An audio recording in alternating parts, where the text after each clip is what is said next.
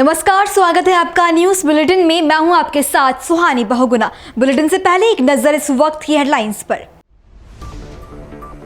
उत्तराखंड के सीएम पुष्कर सिंह धामी ने किया योगाभ्यास। अंतर्राष्ट्रीय योग दिवस से पहले देहरादून में किया योगाभ्यास। कहा, योग को अपने जीवन में अपनाना चाहिए। 21 जून को धूमधाम के साथ मनाया जाएगा अंतर्राष्ट्रीय योग दिवस। यूपी सरकार में मंत्री दयाशंकर मिश्रा ने कहा, काशी का योग से बहुत पुराना नाता। राजभवन में भी किया जाएगा योग।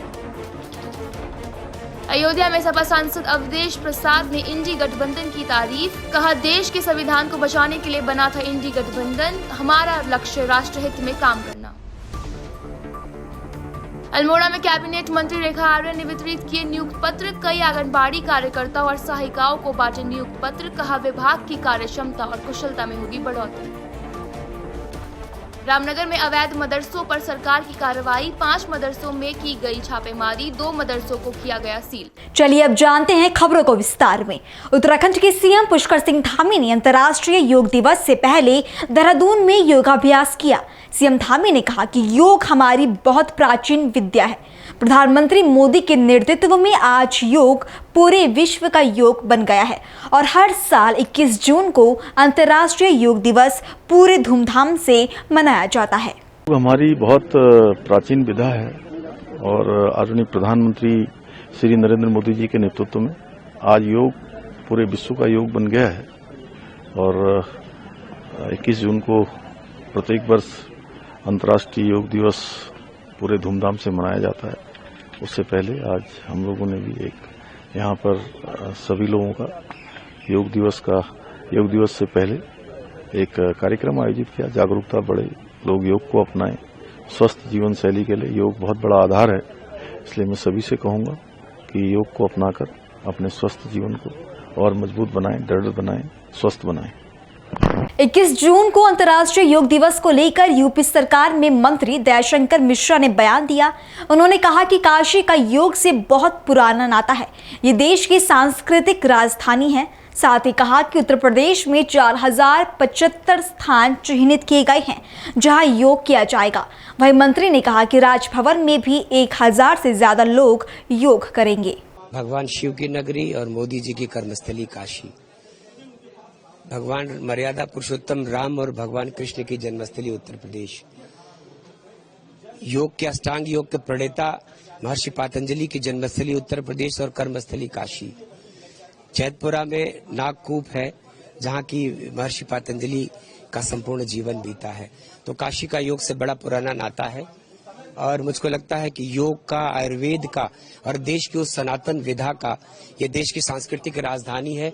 सर्वाधिक चेतना पाई जाती है इस शहर में, तो सर्वाधिक संख्या के लिहाज से, जागृति के लिहाज से काशी की सर्वोच्च भागीदारी होगी, उत्तर प्रदेश की भागीदारी होगी, क्योंकि उत्तर प्रदेश देश का आबादी के लिहाज से सबसे बड़ा सूबा है और ये 25 करोड़ की आबादी का उत्तर प्रदेश आबादी के लिहाज से 4075 स्थान चयनित किए गए जो उत्तर प्रदेश में योग करेंगे। सैकड़ों स्थानों का चयन काशी में हुआ है। मैंने जब गांव जुड़ चुका है तो ये लाखों गांव हैं जहां योग करते हुए लोग आपको दिखेंगे। हरित योग इसलिए कहा गया कि गांव के सारे अमृत सरोवर, 400 से ज्यादा योग पार्कों का चयन किया गया है जहां वर्ष पर्यंत अब योग ट्रेनरों के द्वारा लोगों को योग कराया जाएगा। तो यूथ को जोड़ने के लिए, मातृशक्ति को जोड़ने के लिए और स्कूली बच्चों को जोड़ने के लिए बच्चों के बीच में कॉन्वेंट स्कूलों में, इंटरमीडिएट कॉलेजों में वाद विवाद प्रतियोगिताएं कराई गई हैं। लेखन प्रतियोगिता, चित्रकला प्रतियोगिता, रंगोली की प्रतियोगिताएं आयोजित की गई हैं। उन बच्चों को उत्तर प्रदेश के लेवल पर, मंडल के लेवल पर, जिले के लेवल पर सम्मानित किया जाएगा, सर्टिफिकेट दिया जाएगा। तो जन जागृति का ये जो पिछला एक सप्ताह है, 15 जून से लेकर 21 जून तक, ये एक योग सप्ताह है। लगातार दिनों से लोग योग कर रहे हैं, सारे सामाजिक प्रतिष्ठान योग कर रहे हैं। तो एक बहुत बड़ी संख्या के लिहाज से दुनिया की सबसे बड़ी भागीदारी आपको 21 जून को मिलेगी। लखनऊ राजभवन में भी 1000 से ज्यादा लोग योग करेंगे, रेजिडेंसी में करेंगे, नमो घाट पर भी 1000 से ज्यादा लोग आपको योग करेंगे काशी में। तो मुझको लगता है कि देश का कोई कोना, उत्तर प्रदेश का कोई कोना, गांव से लेकर शहर तक, घर घर जब योग से जुड़ चुका है, हर घर योग। तो हम जो थीम बनाते हैं, एक पृथ्वी एक स्वास्थ्य के लिए योग, तो ये हमारी जो थीम है, संपूर्ण विश्व को अपने आप में समाहित करते हुए, उसके स्वास्थ्य की चिंता करते हुए, स्वस्थ और निरोग रहने की कामना से दुनिया का सबसे बड़ा आयोजन, दुनिया का सबसे ऐतिहासिक आयोजन यह 11वां अंतर्राष्ट्रीय योग दिवस होगा। योग काशी वासियों से, उत्तर प्रदेश के निवासियों से, संपूर्ण भारतवासियों से ये मेरी प्रार्थना है कि योग से जुड़े और जीवन शैली में योग को शामिल करें। जब योग करना चाहेंगे तो फिर उनका खान पान, उनका आहार विहार, उनकी पूरी जीवन शैली प्रभावित होगी। और योग सिर्फ स्वास्थ्य की दृष्टि से नहीं, मानसिक रूप से हमारा जो युवा है, इस देश का नौकरी करने वाला IT प्रोफेशनल है, देश के तमाम महत्वपूर्ण प्रतिष्ठानों में जॉब करने वाला युवा जो स्ट्रेस में आ जाता है, काम के घंटे उनके ज्यादा होते हैं, तो फिर उन बच्चों को, नौजवानों को नई ताकत, नई ऊर्जा उनमें बनी रहे, इसके लिए वो योग से जुड़े। तो योग में बहुत परिवर्तन हुए हैं और योग सहज और सुलभ बनाया गया है। जन जन तक जोड़ने के लिए देश के तमाम वर्तमान के भी महर्षियों ने, क्योंकि ये ऋषि मुनियों की विधा थी, उसमें अलग अलग हमारे समय समय पर ऋषि मुनियों ने भी, संतों ने भी उसको बढ़ावा दिया है। तो कुल मिला के आज भारत का प्रत्येक व्यक्ति योग से जुड़ चुका है, संपूर्ण विश्व जुड़ चुका है। दुनिया के 180 से ज्यादा देश जब आपको योग करते हुए योग दिवस के दिन दिखते हैं तो निश्चित ही हर भारतवंशी का सीना चौड़ा हो जाता है कि हमारी उस सनातन की विधा का, हमारी उस परंपरा का, हमारी उस संस्कृति का और हमारी उस विरासत का। हमारे देश के प्रधानमंत्री जी और उत्तर प्रदेश के मुख्यमंत्री जी सिर्फ विकास की बात नहीं करते, विकास और विरासत दोनों को सहेजने का काम करते हैं। तो ये उसी की कड़ी में योग भारत की वो विधा बन गई है जिसने सारे विश्व को अपने आप उस वसुधैव कुटुंबकम की भावना से जोड़ने का काम किया है। अयोध्या में समाजवादी पार्टी सांसद अवधेश प्रसाद ने कहा कि इंडी गठबंधन देश के संविधान को बचाने के लिए बना था। इंडी गठबंधन देश में जाति जनगणना कराने के लिए बना है, लेकिन अभी भी देश में आजादी लाने वाले महापुरुषों का सपना अधूरा है। उन्होंने कहा कि आजादी का लाभ देश के सभी लोगों को नहीं मिल पाया है, बल्कि उसी लाभ को दिलाने के लिए इंडी गठबंधन बना है। इंडी गठबंधन का उद्देश्य कोई मामूली उद्देश्य नहीं, बल्कि राष्ट्र हित में काम करने का उद्देश्य है। इंडिया गठबंधन पार्टी जो बनी थी, बहुत बड़े कार्य के लिए, देश के बाबा साहब भीमराव अम्बेडकर के संविधान को बचाने के लिए, इस देश में करोड़ों करोड़ों युवा जो हैं, जो हमारे देश की बहुत कीमती धरोहर हैं, दौलत हैं, आज बड़ी बड़ी डिग्रियां लेकर के वो बेकार हैं। सरकार के पास उनके लिए कोई नौकरी नहीं है, पेपर लीक हो रहे हैं। इनकी संख्या देश में 1000, 500, लाख नहीं, करोड़ों करोड़ों की है। तो इस बात को लेकर इस देश के करोड़ों नौजवान को, पढ़े लिखे नौजवानों को सरकारी नौकरी देने के लिए, बड़े कार्य के लिए इंडिया गठबंधन बना। इंडिया गठबंधन बना है इस देश में जातीय जनगणना कराने के लिए। इंडिया गठबंधन बना है इस देश में अल्पसंख्यकों, दलितों, पिछड़ों और कमजोर लोग, लाचार लोगों के साथ जुर्म अत्याचार हो रहा है, इस जुर्म अत्याचार को खात्मे के लिए बना। ये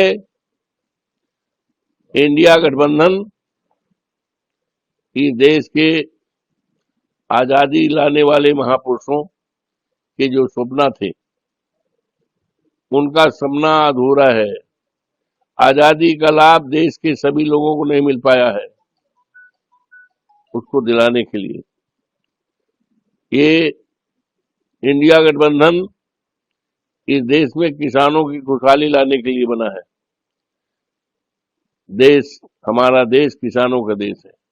आज सबसे ज्यादा परेशान है तो हमारा किसान है, हमारा मजदूर है। तो इसलिए इंडिया गठबंधन का उद्देश्य कोई मामूली उद्देश्य नहीं है, उसका उद्देश्य देश हित में, राष्ट्र हित में बड़ा उद्देश्य है।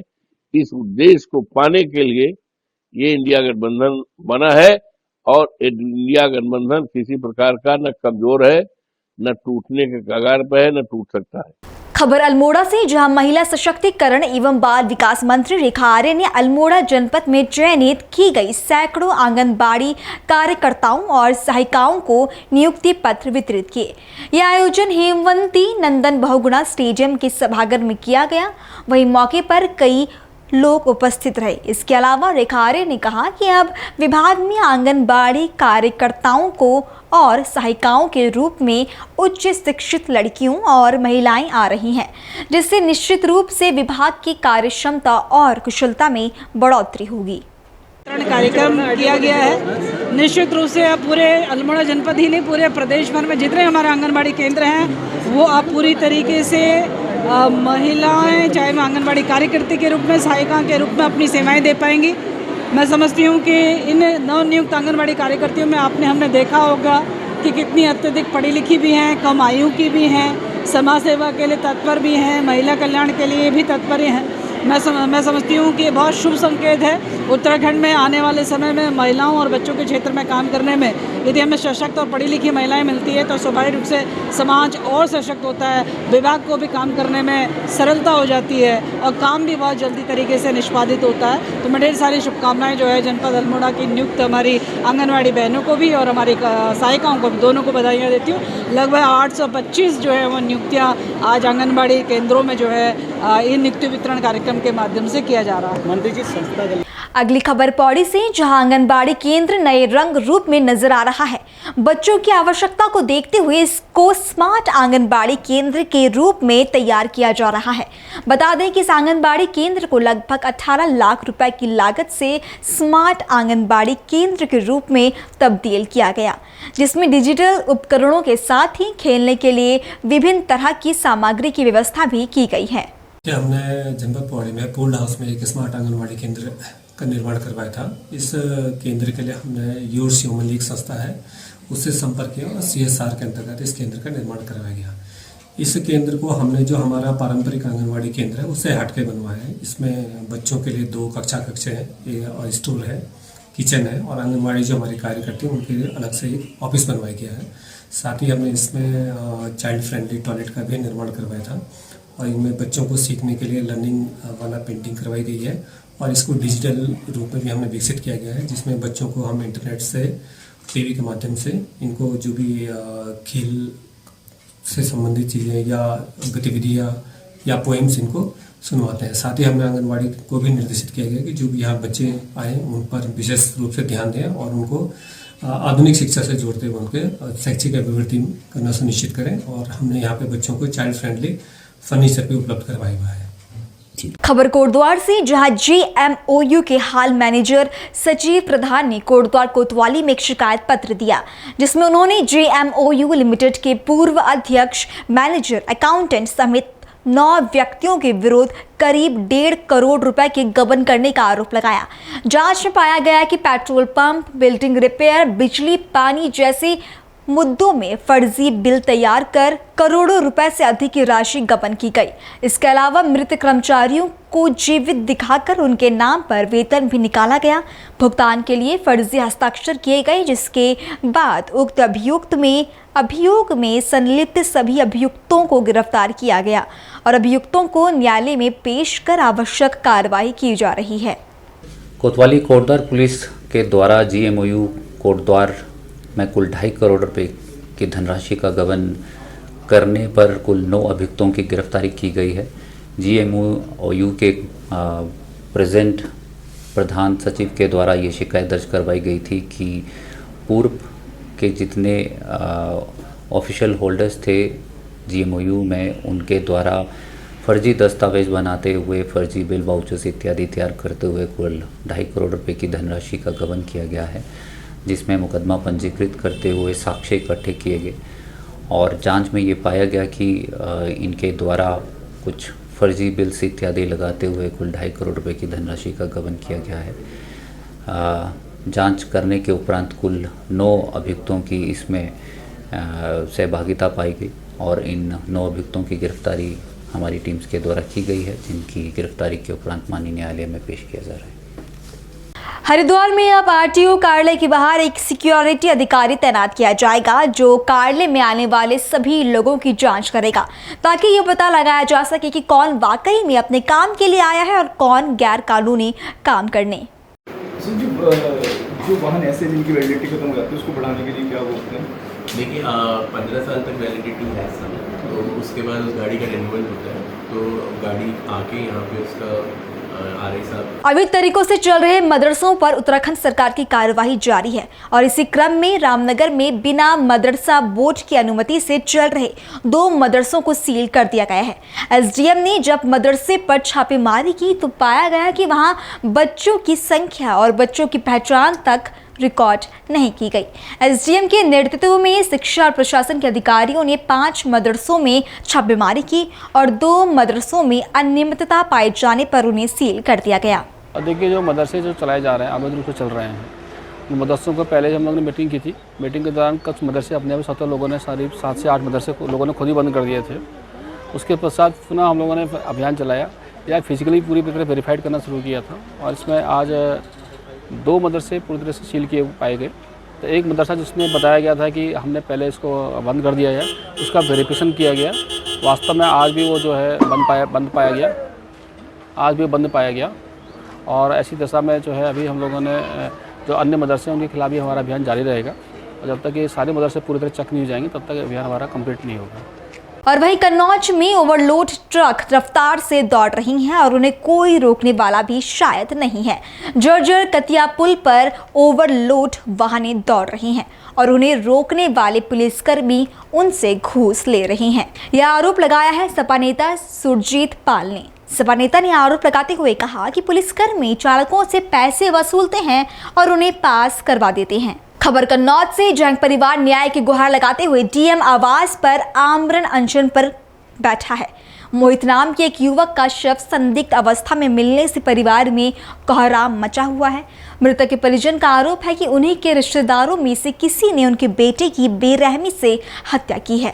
लेकिन सवाल ये है कि क्या पुलिस ने इन पीड़ितों की शिकायत दर्ज नहीं की, जो इन्हें सीधे डीएम के पास आना पड़ा। सर, मेरी एफआईआर दर्ज नहीं हुई अभी तक। 20-25 दिन हो गए हैं, अभी तक कोई एफआईआर दर्ज नहीं हुई है और आश्वासन दे रहे हैं कि यहाँ आजकल करके मुझे 20-25 दिन टहला दिया है। क्या मामला है? भाई का मर्डर हुआ था 26/5/2025 को। वो भी आरोप है बहनोई पे है, पूरा शक है कि उसी ने ये कराया, क्योंकि उसी ने धमकी दी थी कई बार उसको कि मुकदमाबाजी चल रहा था बहन से, तो उसने धमकी दी थी मुकदमे वापस ले लो, नहीं तो हम तेरी बहन को जान से मरवा देंगे।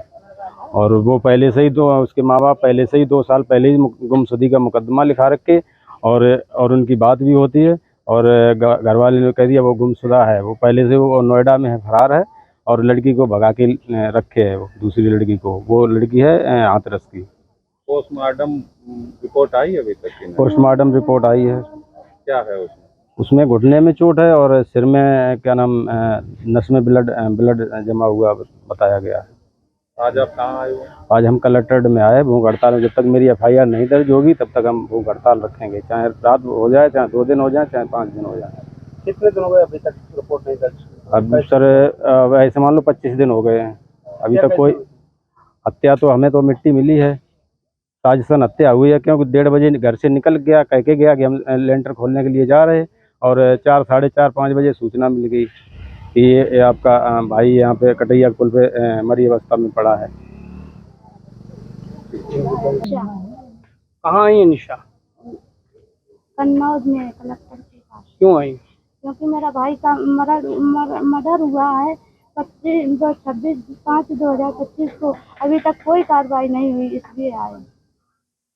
कैसे हुआ, किसने किया? मुझे तो मृत्यु की डेड बॉडी मिली थी, कोई पता नहीं कैसे हुआ। आपको किसी पे आरोप है क्या? हाँ, मेरे पति पर आरोप है। आपके पति पर क्यों? वो मेरा मुकदमा चल रहा है पहले से ही, उसने कई बार धमकी दी है। जब मैंने अपने बेला जो उसने मुकदमा किया है बिदूना में, उसमें मैंने वो दिया था एप्लीकेशन। उसने कई बार कहा है कि मैं तुझे मार दूंगा, अपना मुकदमा वापस ले ले। हमने अपने यहाँ कन्नौज से किया, उसने किया था बिदूना से। शादी कब हुई? शादी भी अप्रैल में 20 अप्रैल 2022 को। कितने दिन और मुकदमा चलने लगा? मुकदमा चला 25 सितंबर 2022 से। खबर उत्तर प्रदेश के हापुड़ से, जहां हापुड़ एसपी ज्ञानंजय सिंह अपराधियों के खिलाफ ऑपरेशन क्लीन चला रहे हैं। इस ऑपरेशन के दौरान पुलिस और गौकशी अपराधी में मुठभेड़ हो गई, जिसके बाद पुलिस की जवाबी कार्रवाई में आरोपी घायल हो गया। वहीं पूरे मामले की जानकारी देते हुए सीओ वरुण मिश्रा ने क्या कहा, सुनिए। आज देर रात्रि एक कुख्यात गोकश नूरू पुत्र यासीन, जिस पर लगभग 30 से अधिक मुकदमे दर्ज हैं, थाना हाफिजपुर तथा थाना गढ़मुक्तेश्वर की ज्वाइंट टीम के साथ मुठभेड़ में घायल हुआ है। उक्त बदमाश थाना हाफिजपुर से गोकशी के मुकदमे में वांछित चल रहा था, जिसे हाफिजपुर थाना पुलिस द्वारा गिरफ्तार कर बाउम्मीद बरामदगी गढ़मुक्तेश्वर क्षेत्र में लाया गया था, जहां बरामदगी के दौरान उसके द्वारा गढ़मुक्तेश्वर के एक पुलिसकर्मी की पिस्टल छीनकर पुलिस पार्टी पर फायर किया गया। आत्मरक्षा हुई फायरिंग में गोकश घायल हुआ है तथा उसके पास से गोकशी के उपकरण तथा लूटी गई सरकारी पिस्टल भी बरामद हुई है। उसे इलाज हेतु भिजवा दिया गया है तथा आवश्यक विधिक कार्रवाई कराई जा रही है।